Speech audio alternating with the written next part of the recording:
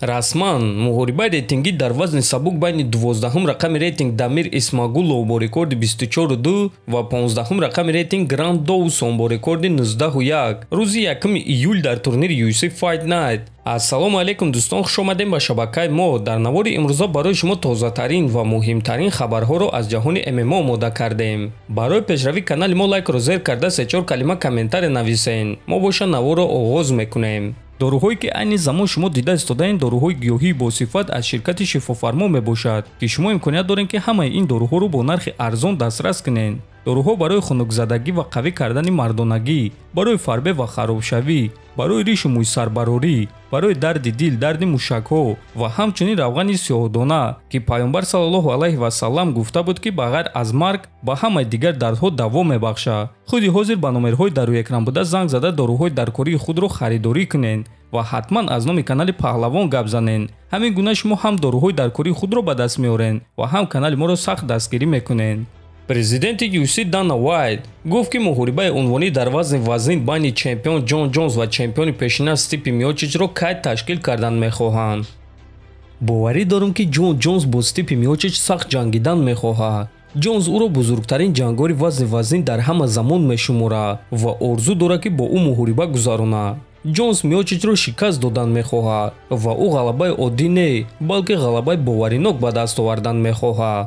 мо ният дорем ки ин муҳорибаро дар Ню-Йорк дар майдони Мэдисон Сквер Гарден ташкил кунем. бо эҳтимоли калон ин муҳориба моҳҳои ноябр баргузор мегардад, гуфтааст Уайт. хотиррасон мекунем ки Ҷон Ҷонс рӯзи 5 март дар турнири UFC 285 Сирил Ганро шикаст дода чемпиони нави вазни вазини UFC шуд. ана Стипи Миочич боша охирон маротиба рӯзи 28 марти соли 2021 ба октагон баромада буд ва дар муҳориба зидди Фрэнсис Нгану бо тариқи накаут шикаст хӯрда камарбандро аз даст дода буд. акнун чӣ гуна ки мебинем ташкилоти UFC муҳорибаи Ҷонс ва Миочичро моҳи ноябри ҳамин сол ташкил кардан мехоҳанд. шаби гузашта маросими вазнкашӣ ва муҳорибаи рӯбарӯи иштирокчиёни турнири Bellator 296 баргузор гардид. хотиррасон мекунем ки дар ин турнир ҷангори бебохти тоҷик Сарвар Ҳомидов бо рекорди 14-0 бо варзигари француз Кевин Петчи бо рекорди 18-5 вомехӯрад. муҳорибаи онҳо муҳорибаи сераунда шуда дар вазни 64 кг баргузор мегардад ва шаби гузашта ҳар дуи ҷангора вазни даркориро карда тавонистанд. турнири Bellator 296 аллакай ҳамин бегоҳ, аниқтараш бегоҳии 12 май аз соати 19:00 ба вақти Москва ва 21:00 ба вақти Душанбе оғоз мегардад. бахши мустақими ин турнирро дар YouTube канали Bellator тамошо карда метавонед. аммо барои дар YouTube онҳо ин турнирро тамошо кардан, шумо бояд ки VPN истифода баред. бе VPN тамошо карда намешавад. мо боша ба Сарвар ғалабаи дурахшон ва асос беосеб орзумандем.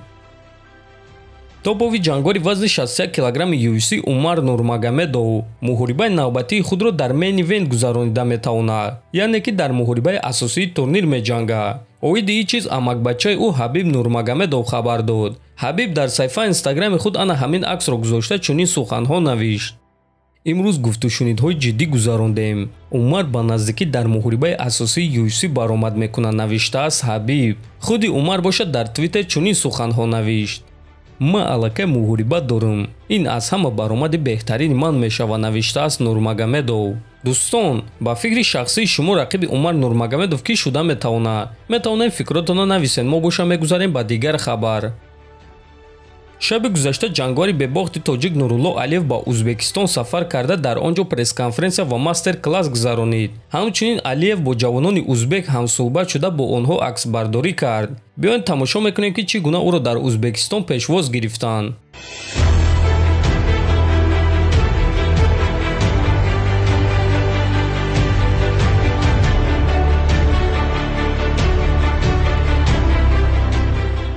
миннатдории худро ба бародарони узбек мерасонем ки барои вохӯрии бародари мо омаданд ва ба он шахсоне ки ин корро ташкил карданд. умедвор мешавем ки дар оянда чунин корҳо байни ин ду кишвари ҳамсоя ва бародар зиёдтар мешаванд. дар ҳамин ҷо дӯстон навори мо ба анҷом мерасад. фикру ақидаҳотонро нависен, ҳатман дар канали мо обуна шавен. то боздид, хонободу сарбаланд бошен.